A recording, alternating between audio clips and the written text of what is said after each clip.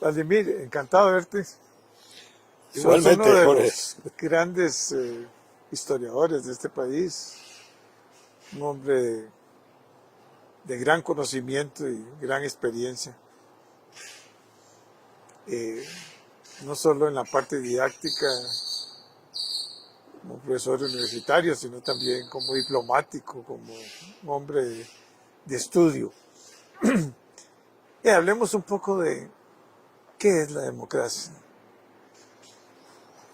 qué es la importancia de los pesos y los contrapesos, qué pensaron eh, los que los del 49, cuando crearon nuestra eh, actual constitución.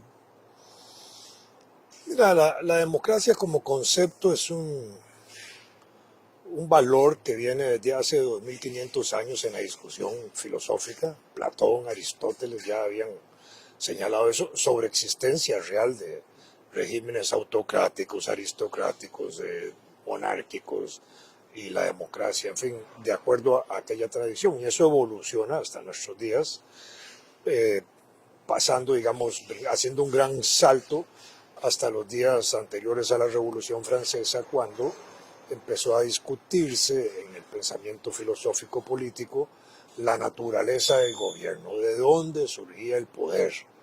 Y por supuesto que en aquellos años, hace 300 y pico de años, el poder se justificaba como una decisión divina de Dios. Dios era el que establecía que Jorge Woodbridge iba a ser el rey y se acababa, y todo el mundo en valores religiosos dominantes aceptaba aquella condición como vasallos o siervos o esclavos o distintas categorías sin derechos ni libertades fundamentales, hasta que empezaron a cuestionar ese tipo de situaciones, y de ahí surgieron los elementos de la representación política, en primer lugar, que es señalar de que el poder se origina por un pacto de los ciudadanos, de la gente, donde se deposita en una persona o en un grupo de personas la capacidad de gobernar una nación, un país, un territorio, y que eso se hace por delegación de la voluntad. Yo delego mi voluntad en ese gobernante.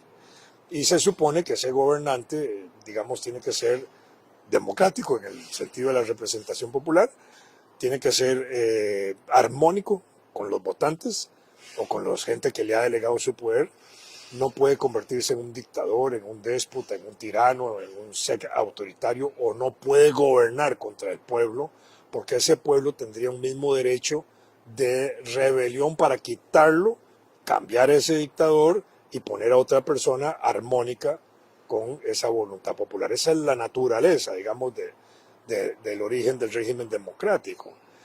En esa evolución del pensamiento político, entonces se llegó a entender que había un contrato social, y se desarrollaron los contractualistas, que son esos que justifican el contrato social: Hobbes, Locke, Rousseau, un montón de estos personajes importantes. Después, las luchas en Inglaterra condujeron a la creación del Parlamento inglés, y con el Parlamento inglés se empezó a tener limitaciones o a imponerle limitaciones al monarca.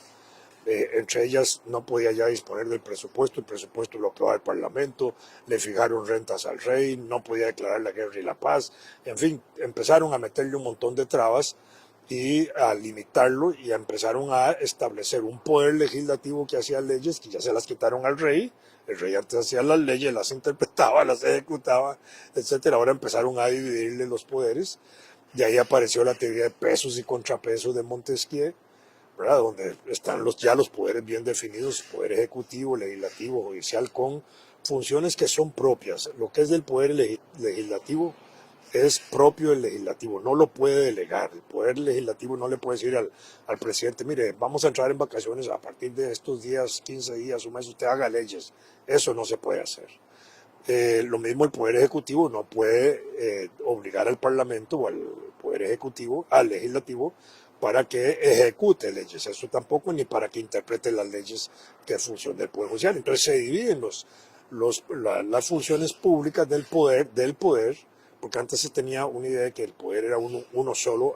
Es un poder uno solo, sí, pero dividido en funciones: la función legislativa, la función judicial, nosotros tenemos también la función electoral, donde tenemos especificidades indelegables de los poderes para realizar la labor pública de la administración.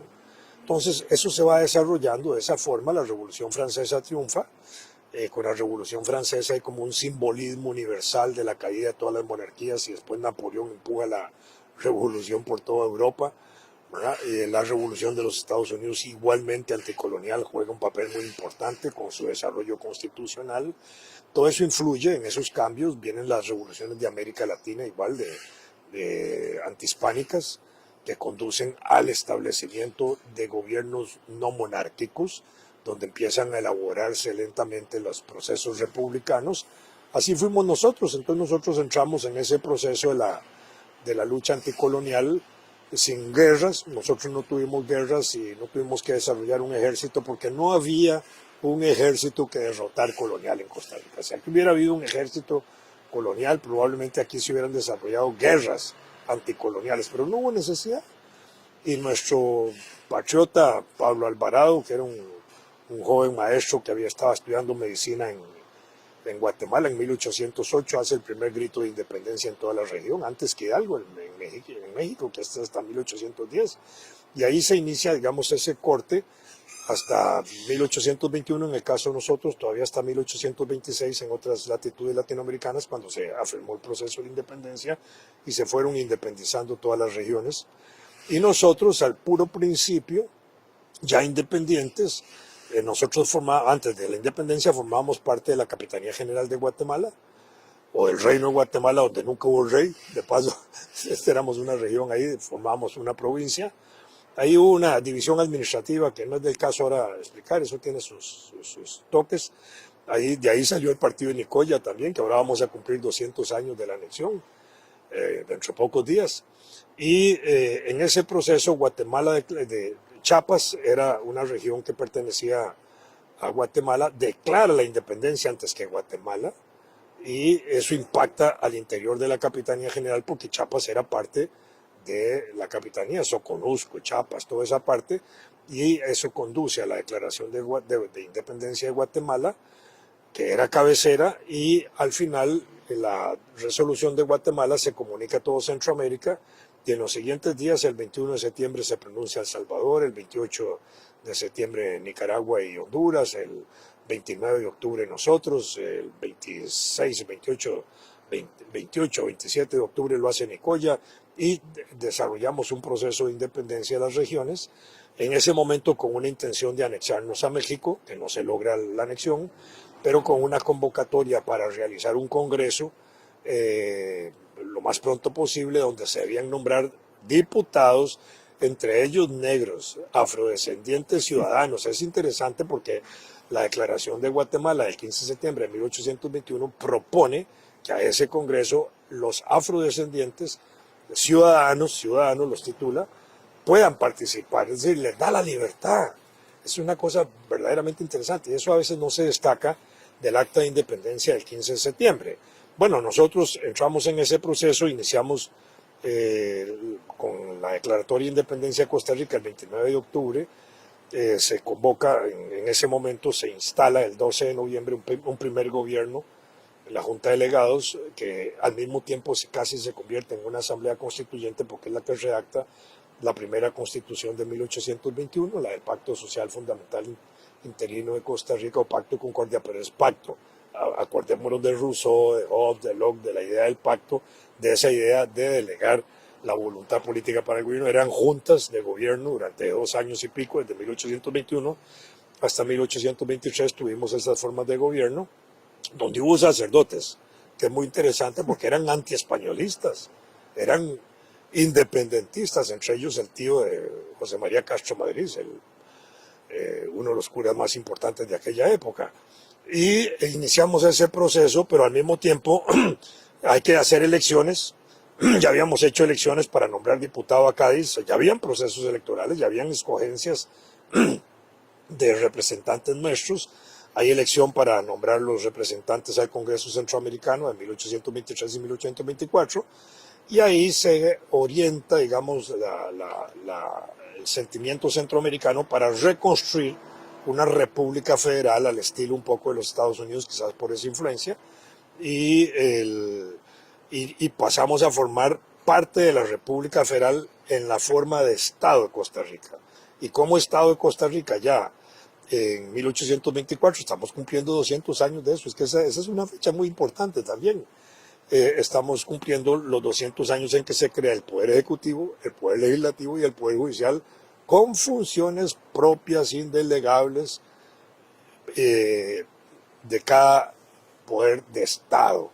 Y al mismo tiempo surge alrededor de esto, no solo se va a ir construyendo esa idea que tenemos de Estado nacional, de Estado costarricense, sino que es una estructura de Estado con poderes independientes entre sí y un Estado que genera lo que se llama un Estado de Derecho, que es un Estado regulado por leyes, donde a las autoridades políticas, especialmente del Poder Ejecutivo, se le establecen funciones propias que no puede delegar, específicas, y que le impiden hacer al que gobierne la parte ejecutiva aquello que las leyes no le permiten. Entonces lo meten en una camisa de fuerza.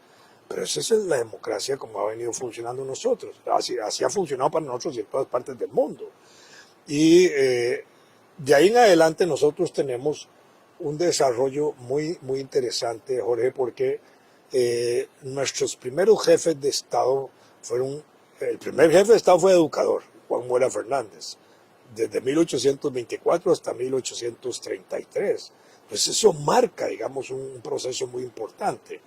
Y después el peso de los educadores en la gestión pública ha sido muy significativa, porque igualmente los jefes de Estado y presidentes de la República han sido educadores, profesores, abogados, una inmensa mayoría muy importante, lo cual construye también ese engranaje jurídico de irlo fortaleciendo, la estructura administrativa del Estado, y ir entendiendo que las autoridades de gobierno tienen que estar sometidas a leyes, que es lo que les permite hacer las cosas que les permiten hacer. Y tenemos médicos, periodistas, empresarios, agricultores como jefes de Estado. Lo que menos hemos tenido es militares, ¿verdad? Y excepcionalmente hemos tenido militares, sí, y algunos de una valía extraordinaria por el impacto que tuvieron institucionalmente, como fue Tomás Guardia Gutiérrez, por ejemplo, cuyo gabinete era de civiles, el militar, pero un gabinete de civiles. Entonces ahí hay una cosa verdaderamente interesante. Tuvimos un desarrollo constitucional muy poderoso. Entre 1821 y 1871 tuvimos prácticamente 11 constituciones. Todas las constituciones son diferentes, esa sería la pregunta. Y yo diría, no, todas son iguales. Son matices de las cosas que se van cambiando entre una cosa y otra. Y eso lo único que mostraba era como el surgimiento del desarrollo de las clases sociales en el país y de los grupos políticos interesados en gobernar el país. Entonces iban modificando aquello. Y las constituciones políticas, aunque algunas veces suspendieron garantías y ese tipo de cosas, era nada más un avance en ese proceso democrático para ir fortaleciendo la institucionalidad. Desde 1871 hasta 1949 tuvimos la Constitución del 71, una muy breve en 1917 y la actual de 1949. Entonces tenemos una estabilidad político-constitucional, institucional muy sólida, muy poderosa. Y el proceso electoral que se desarrolla en el país desde el siglo XIX también es muy poderoso y muy vigoroso, con muchas restricciones en el siglo XIX, pero era, digamos, parte de la evolución en que iba surgiendo eso. Por ejemplo, solo podían votar los hombres, no votaban las mujeres, los hombres mayores de edad, la mayoridad podía cambiar 18, 21, 25 años, eso es secundario. Tenía que votar gente que tuviera cierta cantidad de plata, cierto capital. Analfabetas no podían votar otros grupillos ahí, pero eso fue evolucionando.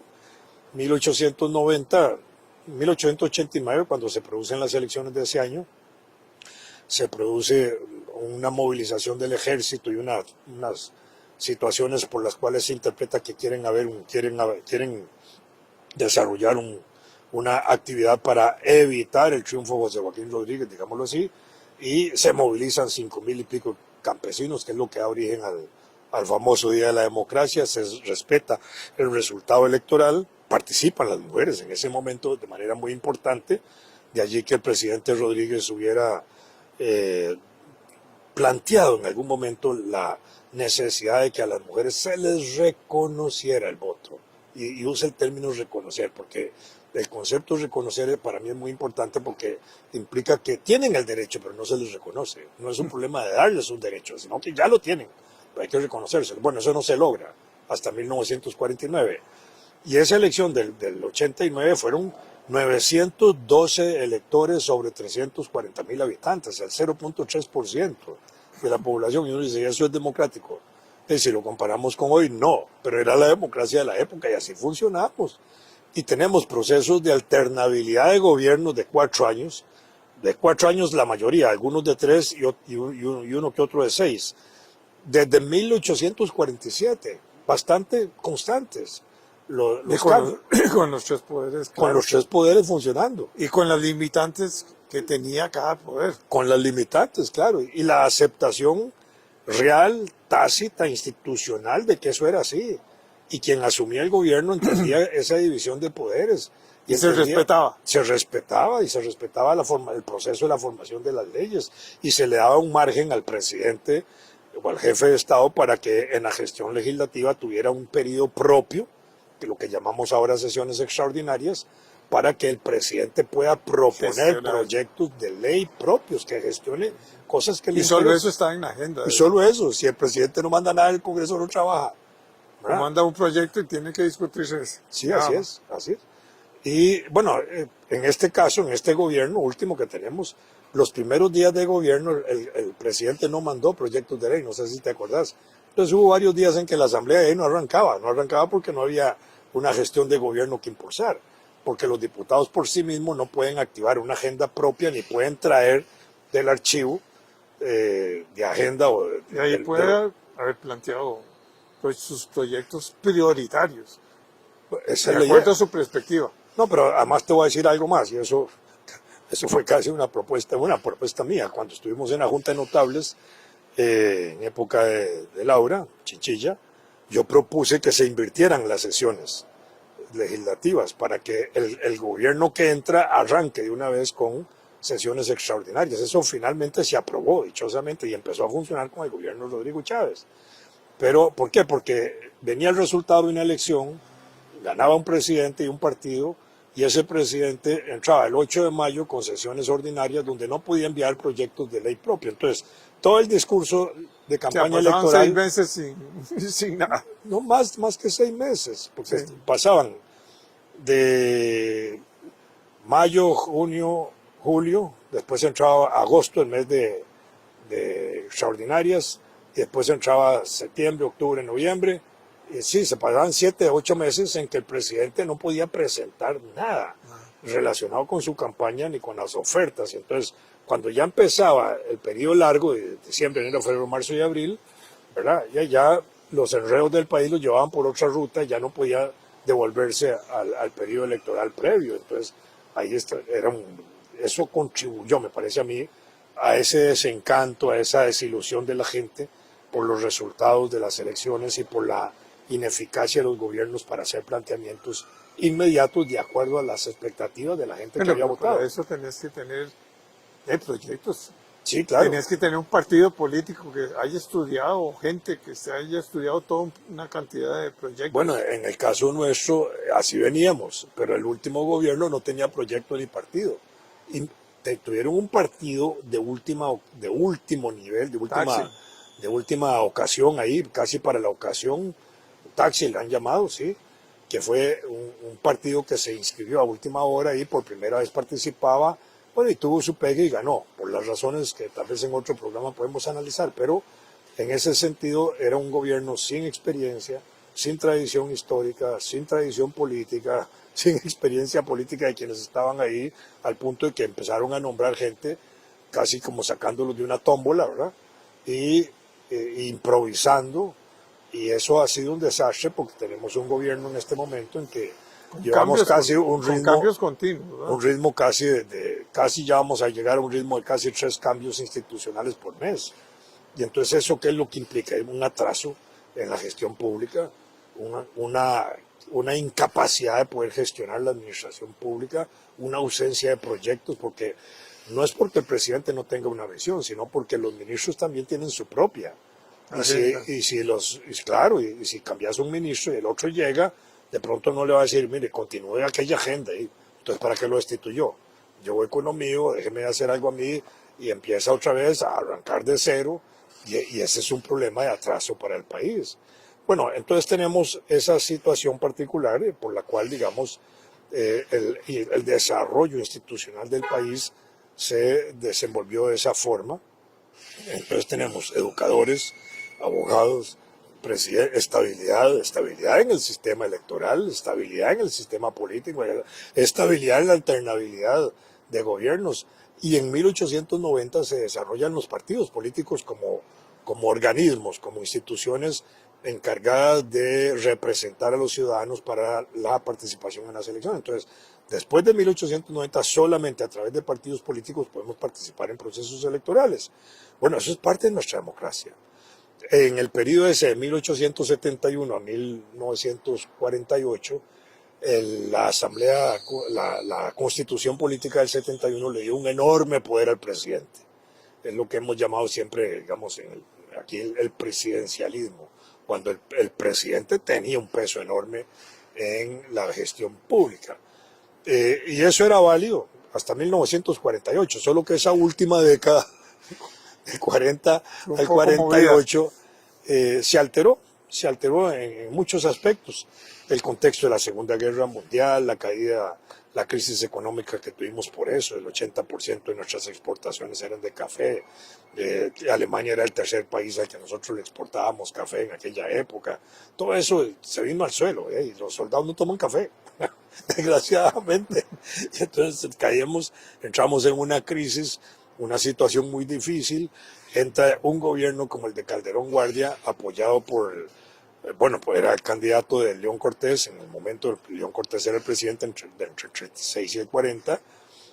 Hacen un pacto con la iglesia para apoyar a Calderón Guardia, que tenía una tradición cristiana muy sólida, muy fuerte, no solo por su padre, Rafael Ángel Calderón Muñoz, sino porque él representaba esa corriente viva en el país. En ese momento los comunistas eran, en el año 39, la segunda fuerza electoral del país, habiendo surgido en el año 31 como partido, pero se habían desarrollado como una fuerza política electoral muy importante. Frente al contexto internacional que había un temor del comunismo. Ya existía la Unión Soviética y Rusia y la Unión Soviética como países socialistas. Entonces, en ese sentido, en medio de la crisis, el Partido Comunista había propuesto un plan nacional de emergencia para salir de la crisis de guerra en 1941, que se convirtió en una plataforma de movilización social y popular, y al mismo tiempo la crisis interna de gobierno por las finanzas, por la hacienda pública, por todo, que le faltaba plata. Hay un intento de golpe de Estado Calderón Guardia en ese momento, porque Calderón Guardia declara la guerra a Italia, Alemania y Japón. Entonces el sector alemán poderoso del país y los empresarios que, digamos, tenían buenas relaciones con Alemania nazi, eso no quiere decir que fueran nazis, muchos de origen alemán, y eso, los empiezan a reprimir por órdenes de la embajada americana, y por la situación interna se crea una situación muy compleja. Cuando se levanta ahí un empresario que nadie conocía, llamado José Figueres, defendiendo aquella situación, el gobierno lo agarra y lo expulsa del país, ¿verdad? Porque por presión también de la embajada americana, y lo convirtieron en un líder político en el extranjero. Él regresa en el gobierno de Teodoro Picado ya como un reconocido dirigente opositor, y por otro lado el gobierno de Calderón se ve obligado a impulsar una alianza donde están los comunistas. Entra la Iglesia Católica de manera espectacular y extraña y muy interesante, apoyando la alianza para salir del periodo ese crítico. Y se aprueban las garantías sociales, el Código de Trabajo, como parte de ese engranaje de esa alianza, y se establece también un pacto político de coalición electoral entre el Partido Republicano y el Partido Comunista, que es el bloque de la victoria que conduce a Teodoro Picado a la presidencia de la República en el 44. Ahora, detalles. Teodoro Picado no era el candidato de la simpatía de los comunistas. Esto es interesante. ¿Por qué?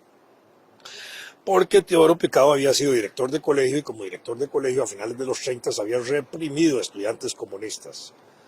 Después fue ministro de Educación de Ricardo Jiménez del 32 al 36 y como ministro se dedicó a reprimir a todos los maestros comunistas, a cerrarlos, la escuela Carmen Lira, la maternal, a sacar del magisterio a los maestros comunistas. Entonces no lo querían para nada. En el año 38, 39, por ahí, Teodoro Picado publica un libro, tiene un título parecido a esto, En defensa del Vístula o algo así. El Vístula es el río de Polonia, donde hace un balance del gobierno de Polonia pre-nazi y simpatiza con Pinsulski, que era el presidente ahí, que era pro-nazi. Entonces eso tampoco le gustaba a los comunistas. Pongamos ese escenario ahí, pero en los años 40 era presidente del Congreso y era la carta de Rafael Ángel Calderón Guardia para la sucesión en el periodo presidencial del 44. Y entonces, resultado de la alianza de los comunistas y Calderón Guardia, terminan apoyando a Teodoro Picado porque Teodoro también apoya las garantías sociales, junto con la iglesia que estaba ahí. La iglesia exige que el Partido Comunista cambie de nombre y se llama Vanguardia Popular, exige la creación de una nueva, no exige, pide, digamos, casi un sentimiento de apertura de los comunistas para que la iglesia impulse una organización sindical diferente. Había solo una nacional que la dirigían los comunistas, así surge la Rerum Novarum, ¿verdad? Los comunistas tenían 2 representantes en la junta directiva de la Caja Costarricense del Seguro Social. La iglesia pide uno de esos representantes de carácter sindical, sacan a Enrique Benavides Chaverri y meten a Benjamín Núñez, que lo había preparado la iglesia para desarrollar, digamos, la acción sindical, y al hermano de Benjamín, Santiago, lo habían desarrollado en aspectos cooperativos para impulsar el desarrollo del cooperativismo, porque el Partido Comunista tenía ya una influencia muy importante en el sector agrícola, no solo en los trabajadores, sino en pequeños empresarios, en cooperativas, en ese tipo de cosas, y en pequeños agricultores, y entonces ahí se mete el impulso de la iglesia, cuando ya también se había creado el departamento de cooperativas del Banco Nacional en 1936. Entonces ya había una institucionalidad que funcionaba por ahí. Y ahí va los comunistas que le sacan a Sanabria a cambio del pacto, que permita que los católicos ingresen al nuevo partido. Entonces Sanabria hace una declaración diciendo que los católicos pueden ingresar a la nueva organización sin cargo de conciencia alguna. No era un pecado ser comunista. Y eso entra. Y Sanabria se mantiene fiel en ese mensaje hasta sus días de muerte en 1952, hace 72 años, en junio. Y ahí se desarrolla esa parte, pero ese periodo del 40 al 44, por un lado desarrolla nepotismo, cuando hay una influencia de gobierno, de familiares del gobernante en estructuras políticas institucionales, especialmente en el gobierno de Teodoro, y por otro lado se acudía a la idea del fraude electoral. Y el fraude era posible, sí era posible. Y uno podría decir, sin avergonzarnos de ese proceso histórico anterior, de que todas las elecciones del pasado habían tenido algún tipo de fraude, porque no había un tribunal electoral como el que tenemos ahora, no había un proceso de cédulas como el que tenemos ahora, habían una serie de situaciones, los votos se contaban en la casa presidencial, había un trámite de que el organismo electoral era nada más un organismo administrador de la elección, pero el resultado final lo tenía que establecer ya en definitiva el Congreso de la República frente a un informe que daba el Tribunal Electoral que existía en esos años. En 1946 los comunistas impulsaron la creación del Tribunal Nacional Electoral, que después Figueres le cambia el nombre por Tribunal Supremo de Elecciones, y se crea el Código Electoral también con influencia de un diputado comunista, de Luis Carballo Corrales, para garantizar que en el 48 no iban a haber fraudes, porque era, digamos, válido y reconocido que podían haber y que existían y todo eso. La elección del 44 resultó con una quema de una papelería electoral que sacó la tesis de que el gobierno de Teodoro era un gobierno ilegítimo, y Teodoro incluso muy audazmente llegó a decir algo así como, aún sin fraude hubiéramos ganado. Entonces, claro, y frente a eso, lo que había era un gobierno ilegítimo. Figueres, en el exilio, sostiene la tesis de que el gobierno ilegítimo de Teodoro Picado hay que tumbarlo porque es un gobierno ilegítimo. Se ha agrupado ahí con una serie de sectores importantes de demócratas del Caribe, de Centroamérica del Caribe, que luchaban contra las dictaduras y tiranías que había en aquella época, y Figueres les vende la idea de que aquí hay que tumbar ese gobierno que es ilegítimo y que desde aquí constituyan una base para ir a liberar al resto de los países. Bueno, esa es más o menos la tesis de Figueres.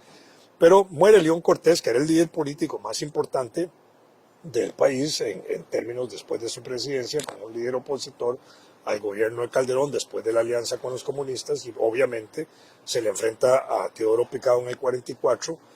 Le hacen eso, la posibilidad de que hubiera habido un fraude ahí o lo que fuera, y muere en el 46 León Cortés, y la oposición se la disputan Otilio Ulate, Figueres y Castro Quesada, ahorita se me olvidó el nombre.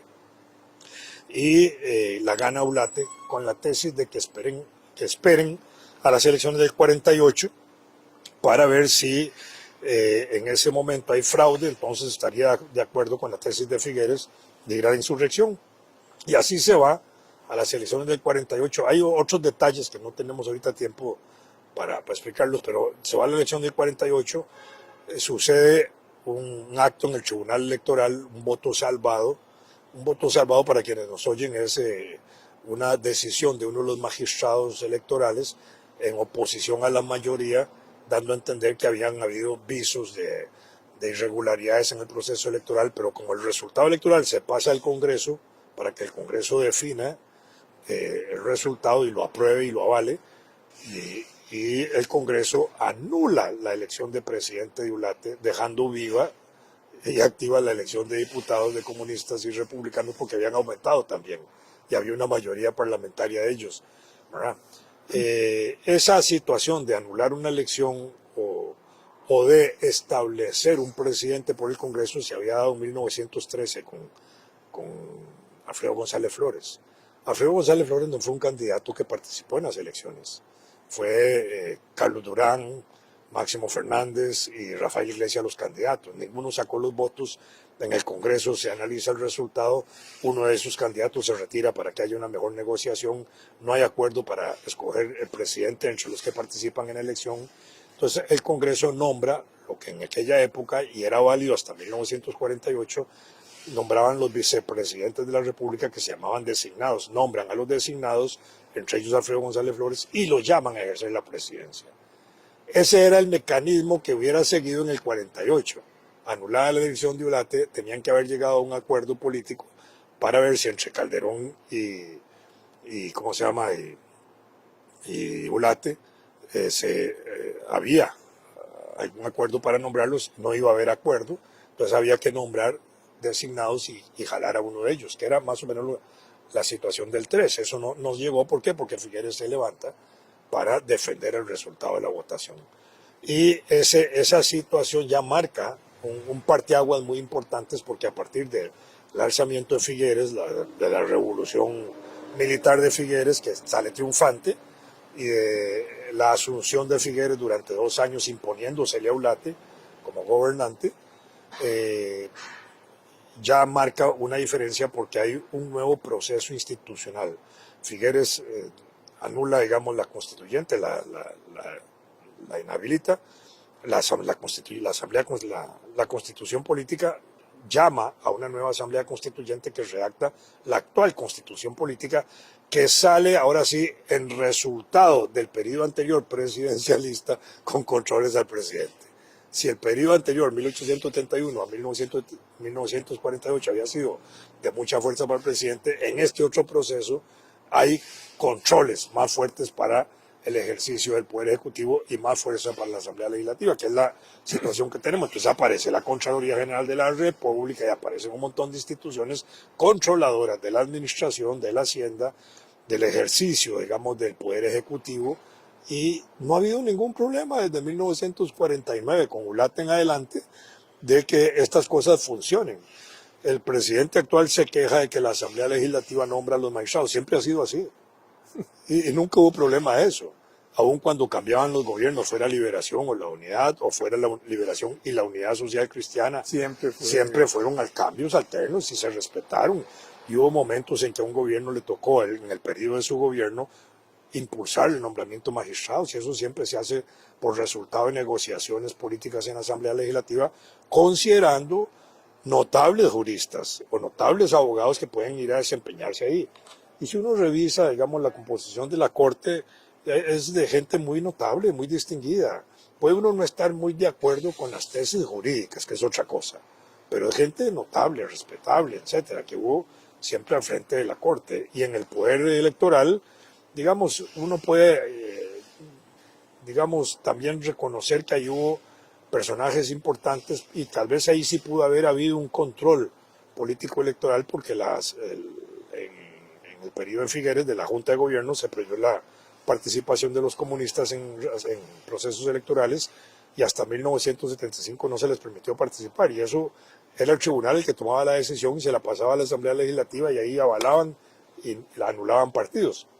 Ya después se anuló esa proscripción que había contra el Partido Comunista, contra los comunistas, y ya avanzamos a un régimen democrático muchísimo más amplio después de 1975, o a partir de 1975, que es lo que tenemos ahora. Hoy el Partido Comunista es inexistente en el país. Después de la crisis que tuvo en los años 80, es un partido de papel, digámoslo así. Existe para el papel. Y no hay líderes tampoco. No hay líderes y ya ni siquiera participa en procesos electorales. Es casi una figura retórica de la historia la existencia de ese partido, pero bueno, pero ahí está, como tiene un periodiquito electrónico nada más y sin ningún peso. Yo creo que no tiene ni análisis de política nacional ni nada importante, significativo, a mi modo de ver, digamos. Entonces ahí está. Pero la dictadura Entonces eso es para democrática que habla señalarte. el presidente Exactamente. o, Es absurdo. o la autora, que podría pensarse, o sea, no hay. No Ni va a hay. haber nunca. Aquí No Costa hay. Rica es una democracia dinámica con En el siglo XX, Jorge, si tuvimos gobiernos no democráticos, resultado de un proceso electoral, de una participación electoral pública, abierta, libre, fue nada más el periodo de Tinoco, por golpe de Estado, y el periodo de la Junta de Gobierno, cuando Figueres le impone a Otilio Late el pacto del 1 de mayo de 1948 diciendo yo me voy a quedar 2 años, pero a los 2 años le devuelve el gobierno, pudiendo haberse quedado un montonazo de años si hubiera querido. Tenía toda la fuerza, era un gran líder, estaba revolucionando el país con las reformas que estaba haciendo, porque esos fueron verdaderas revoluciones. Es la Costa Rica que tenemos ahora, es la que surge ahí, en ese periodo, y sin embargo fue tranquilo. Después participó en elecciones de Figueres, volvió a participar en elecciones y volvió a ganar, y ahí estuvo como gran líder político hasta su muerte. Entonces, efectivamente, nosotros tuvimos un desarrollo democrático muy sólido, muy importante, que descansó, además de estas cosas que hemos visto, en el impulso a los derechos y libertades ciudadanas. Desde las primeras constituciones lo que es una evolución de derechos. Y evolución, en el buen sentido de la palabra, es de que se van ampliando, no se van restringiendo. Porque además ahora, desde el punto de vista de teoría constitucional, los derechos no se pueden restringir, ni las libertades. Se pueden ampliar, pero no restringir. Eso en parte lo que quieren hacer ahora con la Contraloría. La Contraloría General de la República, la Asamblea Constituyente, le da funciones, le da poderes que se los quieren quitar. Eso no se puede hacer. ¿Por qué? Porque son poderes que se originan en una Asamblea Constituyente y solo la Asamblea Constituyente puede modificar eso. La Asamblea Legislativa, en su función constitucional, porque la Asamblea Legislativa tiene una función constitucional que es de hacer reformas parciales a la Constitución.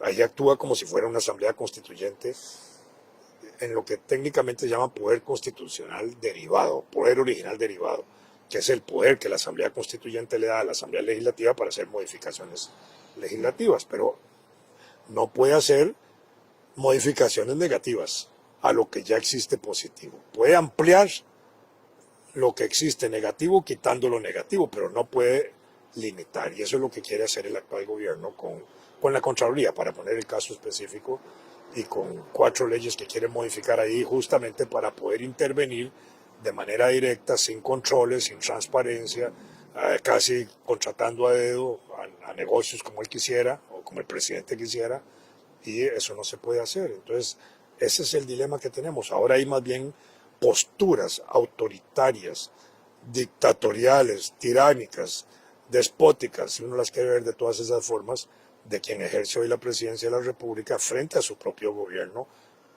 enfrentado al pasado histórico democrático que tenemos nosotros.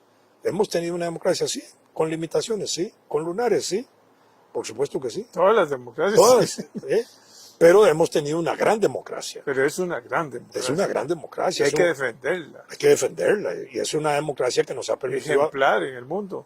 Totalmente ejemplar. De América Latina es la más ejemplar de todas. Uruguay también tiene su... Sí, bueno, tuvo el periodo largo de la dictadura, pero digamos, aparte de eso fue fuerte. Chile también, como democracias en sus momentos vívidos. Venezuela en un momento muy determinado también. Pero los demás países fueron ya tremendamente alterados. En el caso nuestro ha sido más constante, ¿verdad? Muy constante. Sin ejército. Sin ejército. Incluso desde el siglo XIX se le empezaron a meter candados al ejército. En 1869, Jesús Jiménez Zamora, el presidente, papá de don Ricardo Jiménez, establece aquella medida de obligatoriedad de la enseñanza gratuita, costeada por el Estado de la primaria, ¿verdad? Después vinieron las reformas de Mauro Fernández en los 80s, igual fortaleciendo educación y desarrollando las de Alfredo González Flores con la Escuela Normal para desarrollar un ejército de maestros. Ahí sí que fue importante eso, que eran como apóstoles, salían motivados, educados en la enseñanza que les daban para ir a las zonas rurales a educar y esas cosas. Después del fusilamiento de Mora y Cañas, al ejército le meten un candado, ¿cómo le dicen? Las banderillas, ¿verdad? Al toro, porque el mismo Jesús Jiménez Zamora le mete primero una limitación al ejército diciendo que el jefe del ejército debe ser un civil, ya no un militar. Tomás Guardia, militar, con el Código Militar de 1871 mantiene lo mismo y mantiene la supremacía política de control sobre la institución militar y empiezan a debilitarlo económicamente. Y las reformas de Mauro Fernández era ministro de Educación y ministro de Hacienda también, entonces le daba plata a Educación, ¿verdad? Y le quita al ejército y lo va debilitando y debilitándolo. Cuando llega Tinoco, ahí sí, de origen militar, él era formación militar, él sí fortalece el ejército y le eleva el presupuesto. Cae Tinoco igual, otra vez para abajo el ejército. Y en la década del 40 el ejército era simbólico. Tan simbólico que no desarrolla ninguna actividad militar contra Figueres, importante, no juega ningún papel. El gobierno no gana una sola batalla contra Figueres, de todas las que se desarrollaron en ese periodo de 30 días, o de 30 y pico días que hubo. Entonces yo creo que esto es importante porque habernos criado nosotros sin ejército fue una cosa también importante porque nos metió en el carril de la salida democrática, de la salida de los pactos, de los acuerdos, de los consensos, de la tolerancia. Yo creo que esto es lo más importante para nosotros. Bueno, y esto se está, todo lo que hemos logrado. Todo esto se está perdiendo. Sí. ¿Qué es lo que hemos logrado? O sea, todo lo que hemos logrado, el desarrollo de este país está dentro de la estructura democrática. Totalmente. Porque las otras medidas, a partir de Figueres, pongámoslo así muy brevemente, Figueres desarrolla el ICE, ¿verdad? Con el desarrollo de la electricidad, brillantemente ve el futuro del país en electricidad y había que crear represas, empezaron a crearlas y detrás de las represas y de la electricidad, entonces que iban los postes llevando electricidad y con cada poste iba una trocha y detrás de la trocha entraba la educación, entraba la salud, entraban un montón de cosas, el campesinado se queda en su tierra, no hay esa fuga campo-ciudad, se le lleva el progreso al campo, se le mejoran las condiciones al campo, después llegó la electricidad al campo, entonces ya tenían la cocinita y el horno por aquí y por allá y la refrigeradora después, y se fueron creando las condiciones de vida extraordinarias.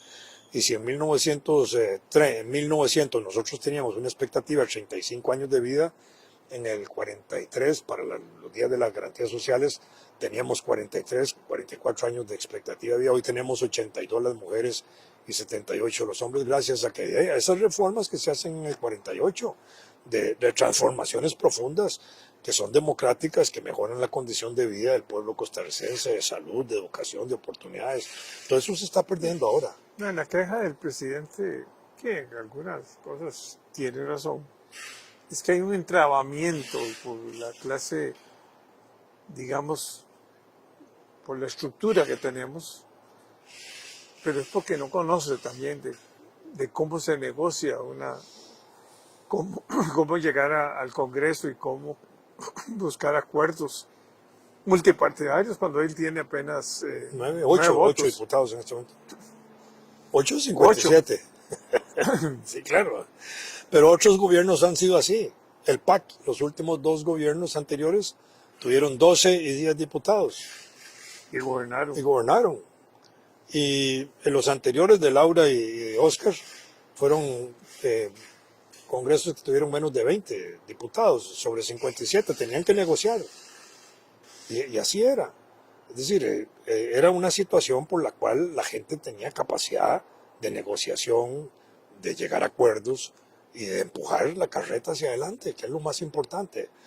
Este gobierno no lo ha entendido así porque ha entendido claramente, digamos, que él quiere desarrollar un proyecto político. Ahí viene ahora sí la otra parte interesante de eso, que es contra todos esos partidos que han gobernado. Por eso es que cuando él habla de dictadura y tiranía, ¿verdad? Que es lo mismo, pero habla de los dos conceptos, dice que es de todos los gobiernos desde el 48, después hizo excepción de Abel Pacheco, pero digamos, en general, él se le tiró encima a todos los partidos a lo que representaban como partidos en la estructura del Poder Ejecutivo y del gobierno. ¿Por qué? Porque lo que representa son nuevos grupos que quieren apropiarse, adueñarse, controlar al 100% toda la estructura político-estatal, y eso no se puede hacer así nomás.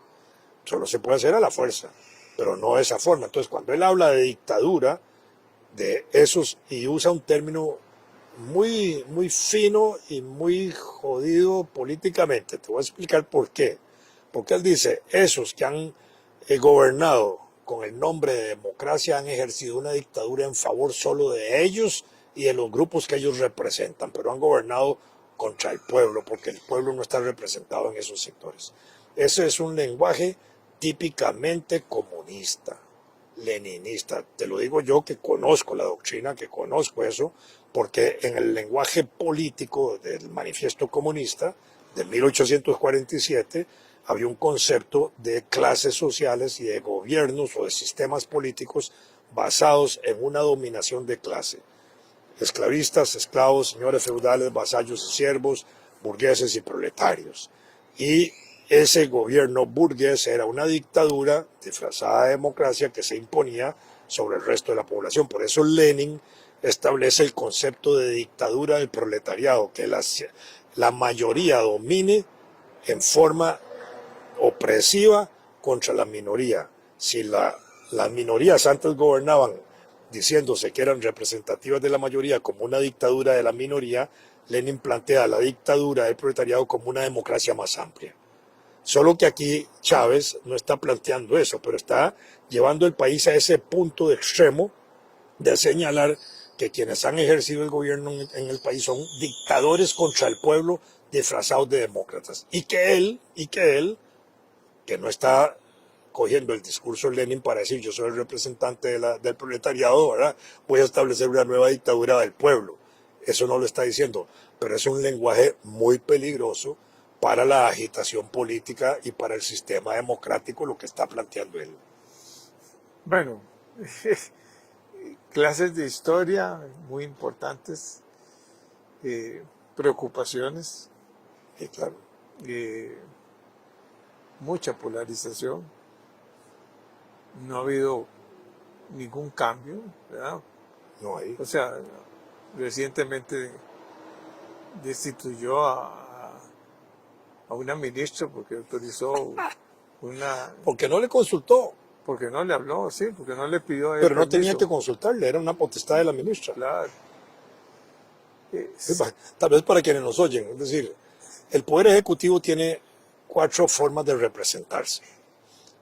En los actos del presidente, que solo el presidente puede realizar y ejecutar, entre ellos nombrar ministros, nombrar embajadores, etc. Está la representación del presidente y un ministro o varios ministros, que es una forma de representación del Poder Ejecutivo, que es lo normal y es lo usual, y en la Gaceta y en todo lado generalmente aparecen proyectos de ley ya resueltos como leyes donde aparece el presidente y el ministro o los ministros haciendo una cosa. Están los actos propios de los ministros, que son actos de poder ejecutivo, Y están los actos del Consejo de Gobierno, que son actos del Poder Ejecutivo, cuando todos los ministros y el presidente actúan como un solo cuerpo. Bueno, como un acto del ministro está la autorización de espectáculos públicos y de darles ese carácter y calificación de interés público. Eso fue lo que hizo la ministra. Era un acto de la ministra, pero el presidente reclamó que no le habían consultado y la destituyó. Y, absurdo, totalmente. Teniendo él además un ministro de información públicamente reconocido y que no está oculto, no está en el closet, gay totalmente, ¿verdad? Que es el ministro de la información. Entonces uno dice, pero ¿cómo es esta cosa? Un ministro que es verdaderamente su mano derecha en ese escenario y por otro lado golpea a la ministra de Cultura porque autoriza una marcha que no es a favor de la homosexualidad ni nada, sino para reconocer el avance democrático del país en la legislación que se ha venido haciendo de tolerancia, de respeto a la sexualidad de las personas y a las libertades públicas. Es absurdo totalmente.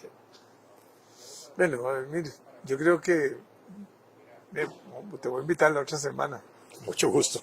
porque sos un gran historiador y tenés una gran facilidad para educar. Porque el problema de nosotros es que nadie sabe lo que tenemos. O sea, suena muy bonito decir que la dictadura, que los problemas de nuestros presidentes anteriores, cosa que no dijo nada de don Pepe, ¿verdad? Sí. Y ni de los que ya están en manos del Señor. Es curioso, ¿ah? Y Abel me imagino que no quiso maltratarlo por la edad, por otras circunstancias, pero En la primera, cuando habló de dictadura, lo metió. Cuando habló de tiranía, lo sacó. bueno, muchas gracias. Con mucho gusto. Encantado de verte.